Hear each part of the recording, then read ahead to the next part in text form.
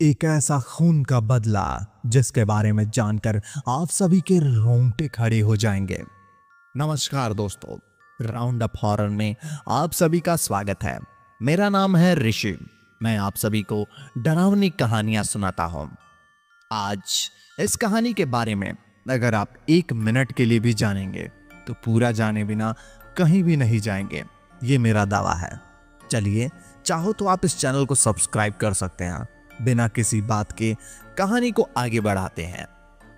एक बार की बात है, कुछ अंग्रेज शिकारी भारत के किसी जंगल में शिकार पर गए और जंगल के बाहर एक डाक बंगला था, पर उसमें पहले से कोई बड़ा अंग्रेज अधिकारी ठहरा हुआ था। अस्तु इन अंग्रेज शिकारियों को जंगल के बीच बने एक पुराने डाक बंगले में रुकना पड़ा।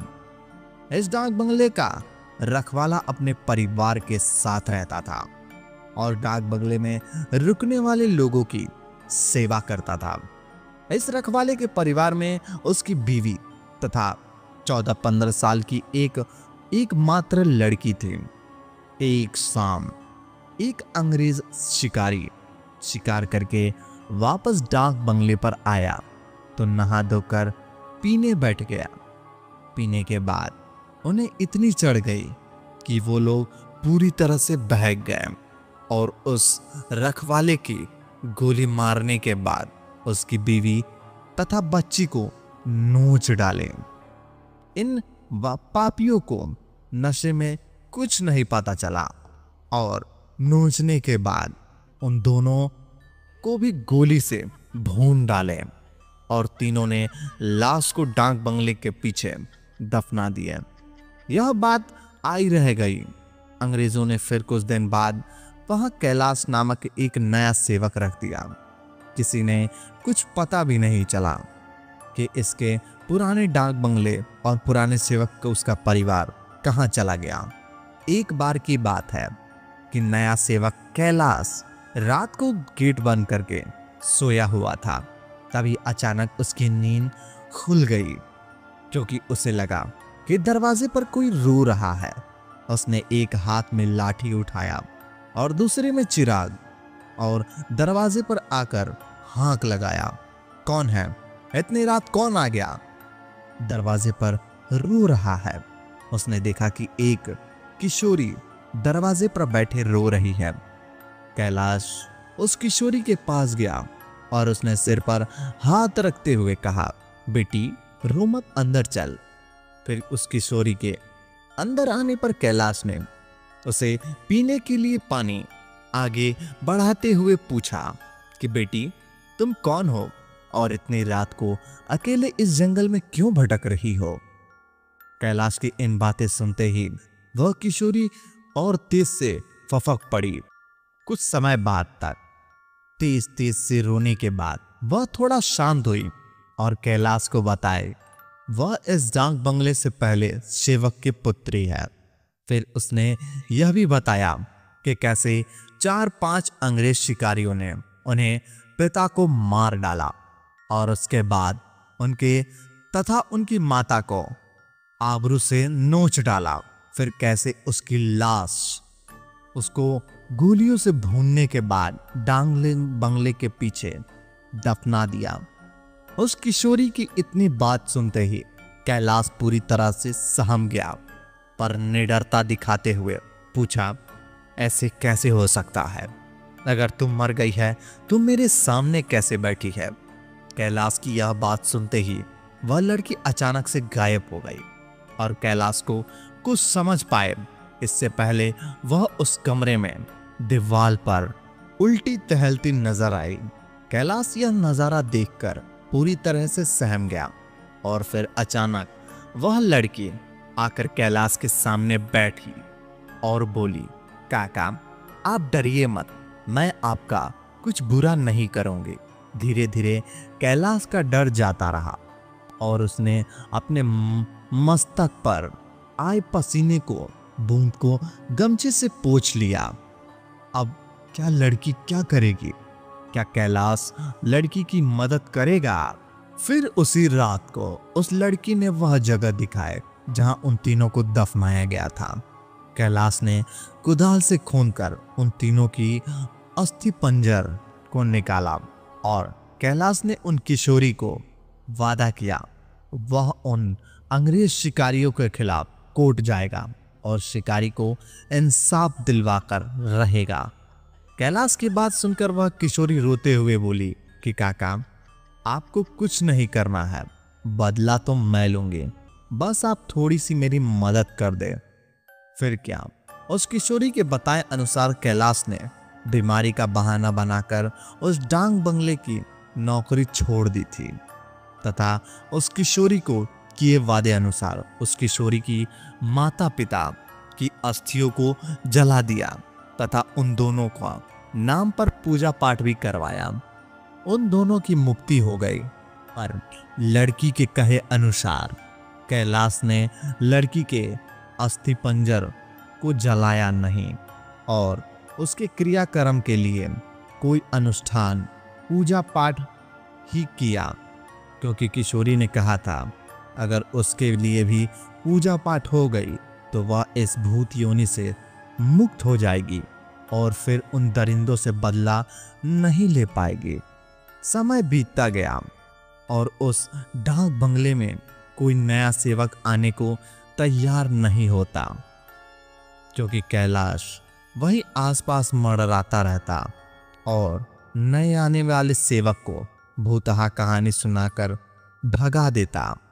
कभी कभी वह किशोरी को भी अपनी भूतहा कारनामे में आने वाले नए सेवक को 9-2-11 कर देती, पर उस बंगले पर शिकारियों का आना कम नहीं हुआ।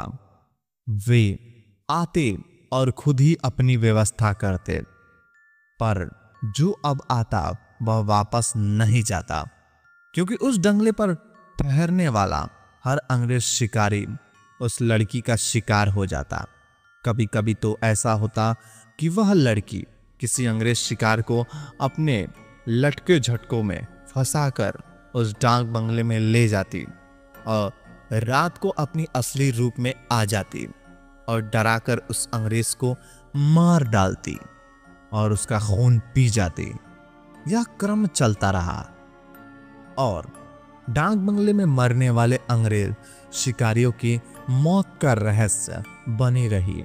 अंग्रेज अधिकारियों के मौत के कारण पता चलता, धीरे धीरे खबर आसपास के क्षेत्रों में अंग्रेज अधिकारियों आदि में फैल गई कि पुराने डाक बंगले में ठहरने वाले हर शिकारी की रात को होती है, पर वह दूसरे दिन सूरज नहीं देख पाता। क्या हुआ उस किशोरी के हत्यारों का? क्या वो कभी जंगल आएंगे? क्या वो अपना बदला ले पाएगी या हमेशा के लिए भटकती रहेगी? 2-3 और वर्ष बीते और वह डाक बंगला खंडहर हो गया, क्योंकि अब किसी में भी हिम्मत नहीं थी कि वहां ठहरे। आखिर किसको अपनी जान की परवाह नहीं होती। वह अब किशोरी भूतनी, जो अब युवती बन गई थी, उसी डाक बंगले में रहकर अपने हत्यारों का इंतजार करती। दिन में उधर आने जाने वाले लोगों को उसका एहसास होता, क्योंकि वह बराबर रोती रहती पर किसी को दिखाई नहीं देती। एक बार की बात है, वह युवा भूतनी उस जंगल में रह रहे एक युवा भूत तथा युवा भूतनी के संपर्क में आए। ये दोनों आदिवासी थे और जंगल में लकड़ी काटते समय किसी अंग्रेज शिकारी का शिकार बन गए थे। युवा भूतनी उन दोनों को लेकर शहर की ओर निकल गई। युवा भूतनी उन दोनों को भूत भूतनी के साथ शहर में घूम घूम कर अपने हत्यारों की तलाश करती रही। 2-3 दिन मेहनत के बाद वह अपने हत्यारों को पहचान ली। एक दिन वह शाम के समय खूबसूरत युवती बनकर उनमें से एक हत्यारे अंग्रेज के घर पर गई। घर पर उस अंग्रेज के सिवा कोई नहीं था। फिर उसने खूब लटके झटके दिखाए और उस अंग्रेज को अपनी सुंदरता में फंसा लिया। रूप लुभावना हो तो अच्छे अच्छे को फंसते देर नहीं लगती। योजना के अनुसार वह दूसरे दिन भी उस अंग्रेज से मिली। फिर उसे पूरी तरह से विश्वास में लेने के बाद एक दिन कहीं क्यों ना हम लोग कहीं शिकार पर चले। अंग्रेज ने कहा, अच्छी बात है, मेरे कुछ मित्र शिकारी हैं, उन्हें भी ले चलते हैं। फिर क्या था, उस युवा भूतनी ने उस शिकार से कहा, मेरी एक और सहेली है, वह भी बहुत ही खूबसूरत है और शिकार पर जाना पसंद करेगी। फिर एक दूसरे युवती भूतनी ने अपने साथ आए हुए युवा भूतनी से उस अंग्रेज के शिकार को मिलवाया। अब तो अंग्रेज पूरी तरह से उस भूतनी के माया जाल के रूप जाल में फंस चुका था। एक दिन सुबह सुबह वह अपनी उन्हीं पुरानी दोस्तों के साथ जंगल की ओर निकल पड़ा। दिन भर शिकार करते रहे और खूब मौज मस्ती में शाम को होने को आई तो अंग्रेज शिकारियों ने कहा कि अब सूर्य ढलने लगा है, क्यों ना हम लोग वापस शहर लौट चले। अंग्रेज की बात सुनकर उस युवा भूतनी ने कहा कि ना, आज तो हम लोग यहीं ठहर कर जंगल का आनंद उठाते हैं। पर एक अंग्रेज शिकारी ने कहा, हमने पहले ही से डाक बंगले का बुक किया नहीं है, ठहरेंगे कहाँ। फिर क्या था, वह युवा भूतनी मुस्कुराई और बोली, इसी जंगल में दूसरी ओर एक मेरे मित्र आदिवासी की कुटिया है, हम रात वही बिताएंगे और खूब मौज मस्ती करेंगे।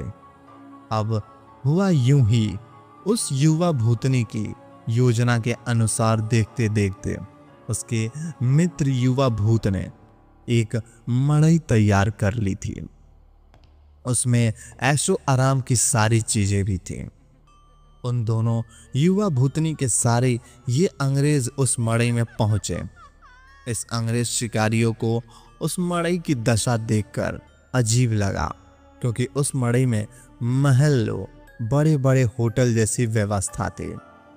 रात को पार्टी शुरू हुई तथा साथ ही अंग्रेजों अधिकारियों की सिट्टी पिट्टी गुम होना ही, क्योंकि पहले तो उन दो युवा भूतनी को देखने में बहुत खूबसूरत लग रही थी, अचानक बहुत ही डरावना रूप बना ली। ऐसा रूप जिसे देखते ही अच्छे अच्छों के पैंट गीली हो जाए। फिर क्या था, उस युवा भूतनी की ग्लास में खून भरकर लाकर उस अंग्रेज को पिलाना शुरू कर दिया। किसी अंग्रेज की हिम्मत न थी कि वह ना करे, क्योंकि सब के सब पूरी तरह से डरे हुए थे और कांप रहे थे। अचानक आदिवासी को युवा का विकराल रूप में आ गया और अचानक उछलकर मेरे पास एक मोटे से पेड़ की मोटी शाखा पर उछलकर इतना जोर से खींचा कि चर की आवाज के साथ उस मोटी शाखा टूट गई। उसके बाद वह विकराल भूत उन अंग्रेज शिकारियों में से एक को पटक कर पैर के नीचे दबाकर देखते ही देखते चीर दिया और उसके खून को पीने लगा। उसका खून पीता देख दोनों भूतनियों ने लंबी लंबी विकराल जीभ निकालते हुए पीने का उसके साथ देने लगे और साथ ही अपने बड़े बड़े नाखूनों से उसका शरीर जगह जगह से चीरने लगे। उस युवा भूतनी ने तो भयानक आवाजें निकालते हुए दौड़कर एक दूसरे शिकारी के पास पहुंची और उसकी आंखों में अपने विकराल भयानक भाले जैसे नखों को डालकर उन दोनों की आंखों में निकालकर खा गई। इसके बाद उन तीनों भूतनियों ने एकाएक अंग्रेज शिकारी को मार डाला। दूसरे दिन अंग्रेजों की खोज में गए अंग्रेज शिकारियों ने उनकी ऐसी विभत्स लाशें मिली जो देखने बहुत ही भयानक लग रही थी। उनको ऐसे नोचा गया था, लगता था कि यह किसी मनुष्य या जानवर का काम नहीं हो सकता। कैलाश को तो सब कुछ पता था कि वह किसी को कुछ नहीं बताया।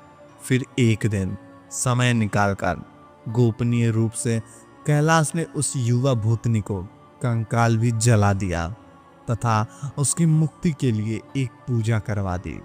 ऐसी ही और डरावनी और भूतहा कहानी सुनने के लिए मुझे सब्सक्राइब कर लीजिए ताकि हमारी आने वाली कहानियाँ सबसे पहले आप तक पहुँचे। धन्यवाद।